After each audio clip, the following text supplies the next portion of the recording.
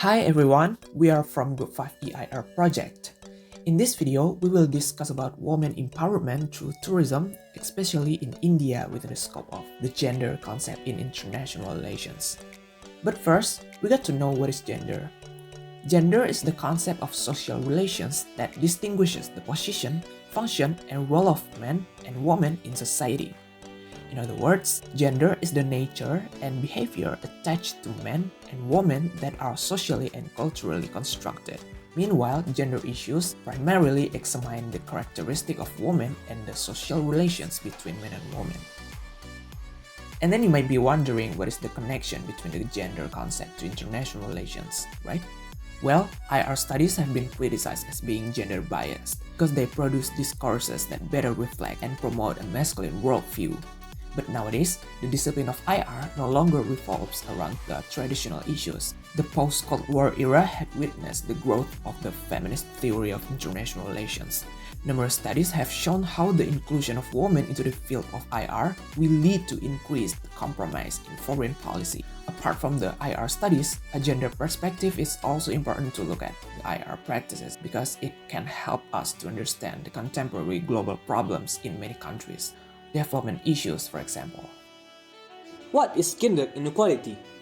Gender inequality is a legal, social, and cultural situation in which sex and/or gender determine different rights and dignity for women and men, which are reflected in their unequal access to or enjoyment of rights, as well as the assumption of stereotyped social and cultural roles. These affect their status in all areas of life in society, whether public or private, in the family or the labor market, in economical or political life, as well as in social gender relations.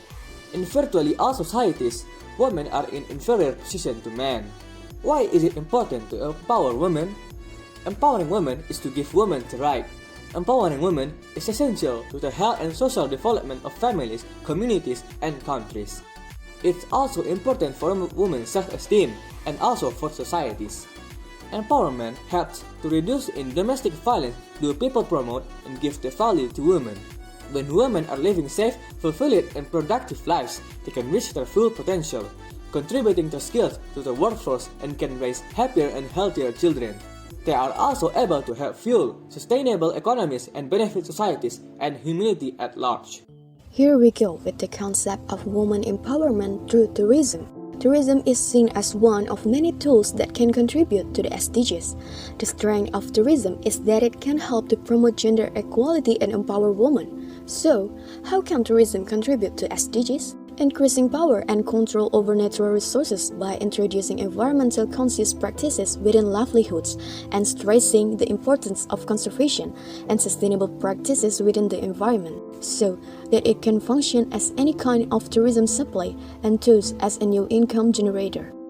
For economic empowerment, tourism can function as an instrument by opening up new markets for small and medium enterprises.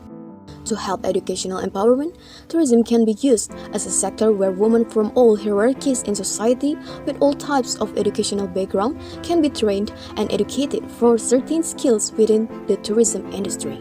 Women can engage in different forms of creative entrepreneurship, which gives women a whole range of skills. Tourism could empower women by giving them more power and control over what happens to their community.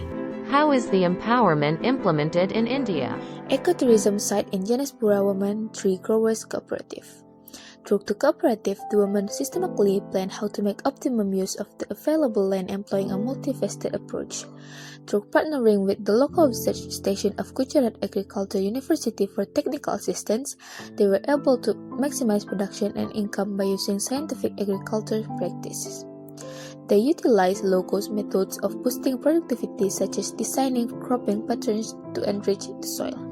This site has also been developed as an ecotourism center which will not only help in awareness generation among the community at large, but at the same time will also generate income for the women farmers. This will not only be helpful to the rural communities, but at the same time, students from schools, the younger and the older generation, private companies from cities and urban areas can also see the example of this woman of the Van Laxmi Cooperative. Next, ecotourism site in salt pans. This site has been developed as an ecotourism center which will generate awareness among the communities at large. This will raise awareness about the salt farming process and plight of the salt workers.